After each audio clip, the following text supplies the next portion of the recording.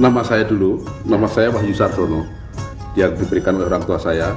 Wahyu itu artinya rahmat Tuhan, Sar itu saya lahir di bulan Jawa Besar, Dono itu pemberian. Jadi pemberian yang paling besar itu adalah rahmat Tuhan, yaitu saya ini. Yaitu saya lahir tanggal 30 September tahun 51 di kota Solo.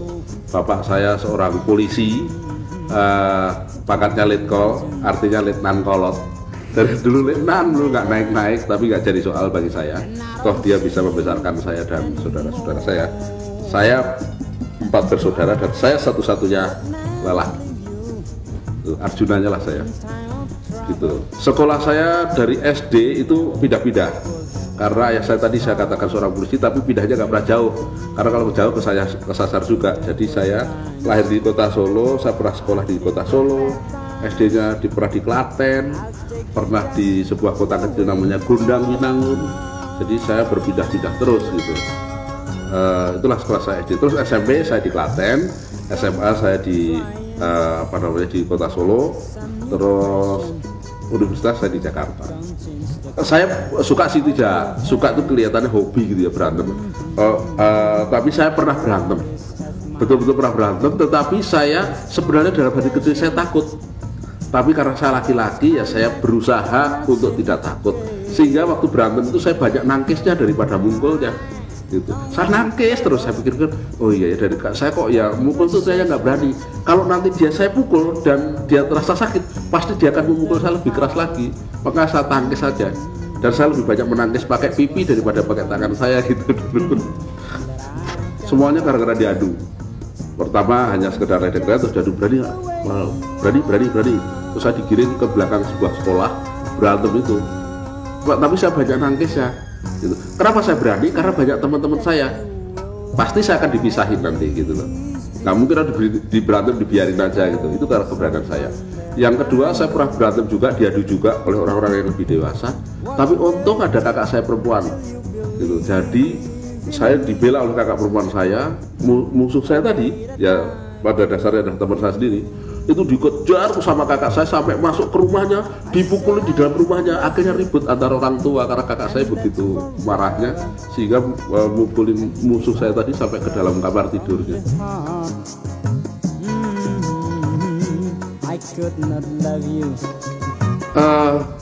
Yang paling mengesankan di waktu saya kecil dulu barangkali banyak, tapi saya ada sesuatu yang mengesankan.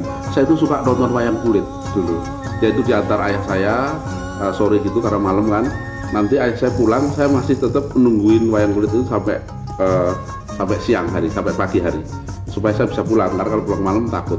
Nah pada saat saya pulang pagi, karena tempat wayangnya itu nyebrang kali, saya pernah begitu saya nyebrang itu ada datang air bah itu. Saya pertama kali hanyut di situ. Saya betul-betul didok ujung air bah itu. Saya betul-betul terguling-guling dan jauh sekali. Akhirnya saya bisa kebetulan bisa ke pinggir gitu. Saya bisa selamat gitu. Tapi itu mengesankan sekali karena saya nggak menduga bahwa air yang besar membawa badan saya kurus. Waktu itu saya kurus sekali, walaupun saya sekarang tidak begitu gemuk.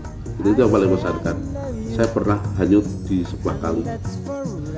Cita-cita dari kecil saya tidak jadi pelawak, tapi saya pengen jadi dokter waktu itu. Karena saya pengen jadi dokter, cuman upayanya nggak ada. Cita-cita banyak, upaya nggak ada. Karena saya masuk sekolah itu SOS. Padahal saya adalah laki-laki satu-satunya dalam keluarga. Saya satu-satu yang masuk SOS. Kakak saya dan adik saya semua di Paspal yang memungkinkan mereka masuk ke kedokteran dibandingkan saya. Jadi saya cuma apa ada dokter jurusan SOS gitu ya. Ternyata nggak ada kayaknya. Saya mau usul pada pemerintah ternyata waktu itu, tapi kan ya tidak sanggup gitu untuk usul. Itulah cita-cita pengen jadi dokter, upaya nggak ada. Ya salah gitu. Namanya juga cita-cita. Orang Indonesia pada saya mulus-mulus saja. Saya tidak pernah mabuk-mabukan. Terus terang aja saya nggak mengenal itu. Bukan saya sok-sokan, tapi memang rasanya pahit. Saya merokok pun tidak, oleh karena juga saya tidak bisa menikmati. Sampai sekarang saya juga tidak merokok. Masa remaja, tapi saya pernah punya pengalaman merokok dan itu yang membuat saya sial. Pada suatu saat saya pulang sekolah, saya naik sepeda. Masa remaja saya kalau sekolah itu naik sepeda cukup jauh. Lah saya merokok. Pada suatu saat saya merokok begitu, api yang kecil ini saya pegangan naik sepeda. Api yang kecil ini tadi karena kena angin berbunga gitu, masuk ke dalam sini, ke dalam baju. Saya secara otomatis 2 tangan saya itu membersihkan api rokok itu. Akhirnya saya sepeda masuk ke selokan, artinya saya basah kuyup gitu. Tapi rokoknya ya kok ya mentah, kok ya masih utuh di luar gitu. Saya suruh rokok lagi, kok ya nggak mungkin gitu, karena kalau saya rokok lagi nanti pasti saya akan kejebur di sungai yang lebih besar lagi gitu. Itu pengalaman saya di masa remaja saya. Tapi saya waktu remaja yang paling mengesankan, saya bercita-cita menjadi wartawan, berubah. Waktu jadi dokter terus jadi wartawan. Tapi semua saya upayakan, yaitu saya sudah mulai menggambar karikatur. Itu saya di kelas 2 SMA di sebuah media daerah namanya Andika. Itu saya gambar karikatur itu diterima dan saya bangga sekali. Saya tunjukkan kepada teman-teman saya dan itu adalah sebuah pancingan untuk menaksir lawan jenis saya. Kok lawan jenis saya? Ya lawan jenis lah, lawan jenis saya. Saya jatuh cinta barangkali mulai SMA. Saya melihat ada seorang gadis yang kayaknya menurut pandangan saya cakep. Tapi saya mendekatinya, saya tidak pernah mampu mengucapkan kata-kata karena memang deg-degan. Lewat di rumahnya aja sudah senangnya bukan main. Tapi saya suka menulis puisi. Saya menulis puisi dan saya buat dikirimkan ke surat kabar. Kok kebetulan dimuat, tapi namanya tidak pernah nama saya, nama gadis itu gitu. Tapi gadis itu juga kaget, kok saya kan nggak pernah bikin puisi kok gitu. Saya seneng aja dari jauh gitu. Ternyata dia nggak cinta sama sekali sama saya. Jadi ya saya namanya cinta sebelah tangan. Gitu. Frustasi mungkin ya. Akhirnya terus pokoknya saya harus bisa sekolah yang beres gitu. Karena ternyata saya lihat-lihat waktu itu gadis yang saya taksir itu naksir teman saya gitu. Saya harus bisa sekolah lebih tinggi gitu. Hanya itu aja pikiran saya waktu itu.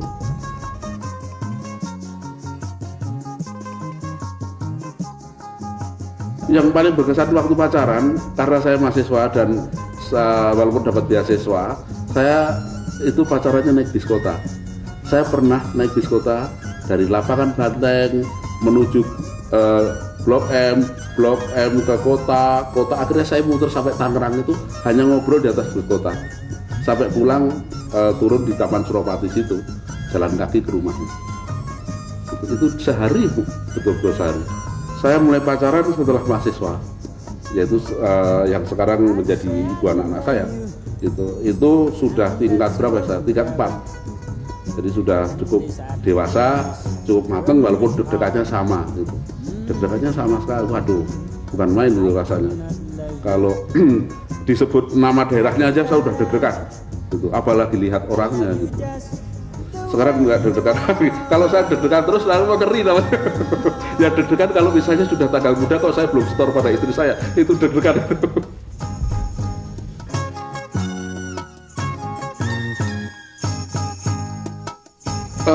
Sebetulnya saya terus terang saya memang tidak bercita-cita menjadi pelawak.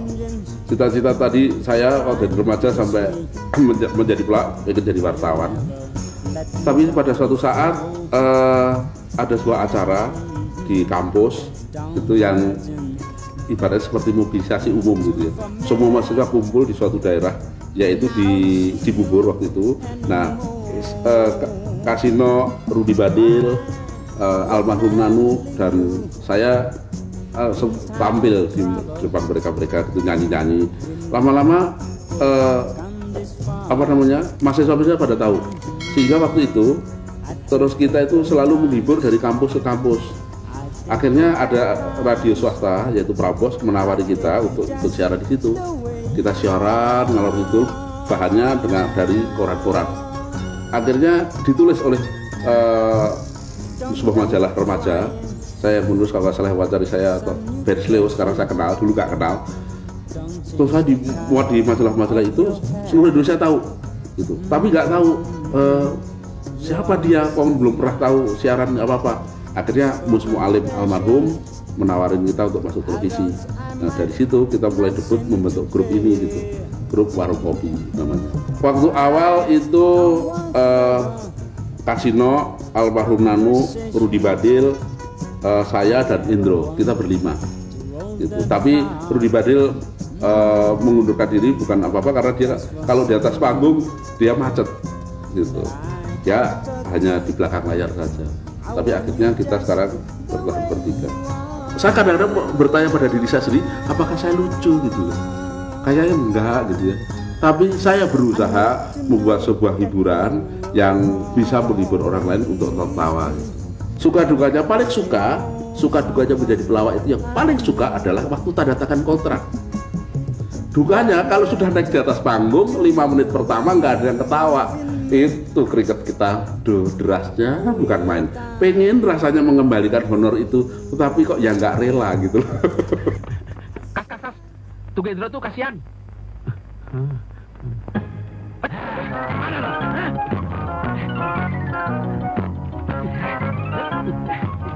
Hei, jangan lari.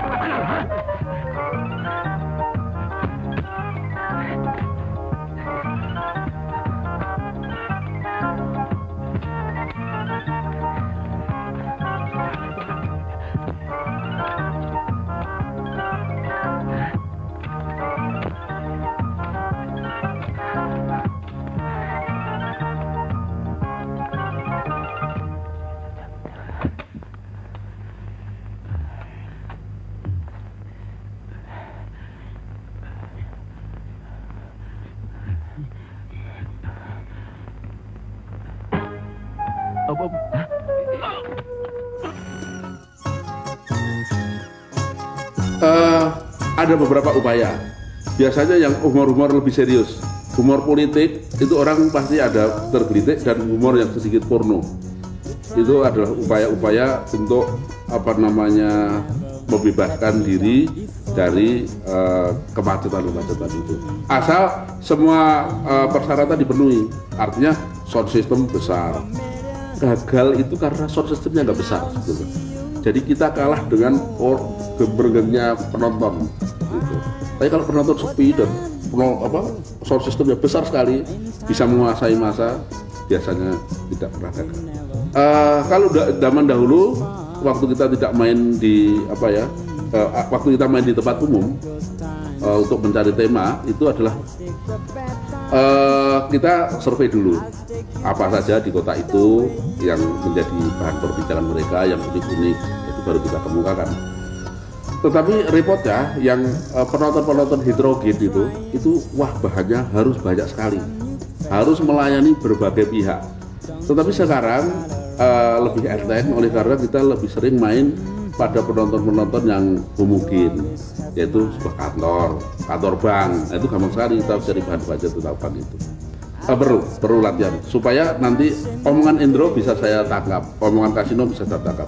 Kalau kita improvisasi, saya takut meleset, nanti bisa ditafsirkan yang tidak. Karena kadang-kadang ada humor-humor yang lebih serius. Tentang dunia layar lebar film, kenapa saya selalu dekat wanita-wanita cantik? Barangkali itu garis tangan saya barangkali. Nggak tahu, garis tangan saya barangkali kok ya selalu dekat wanita cantik gitu.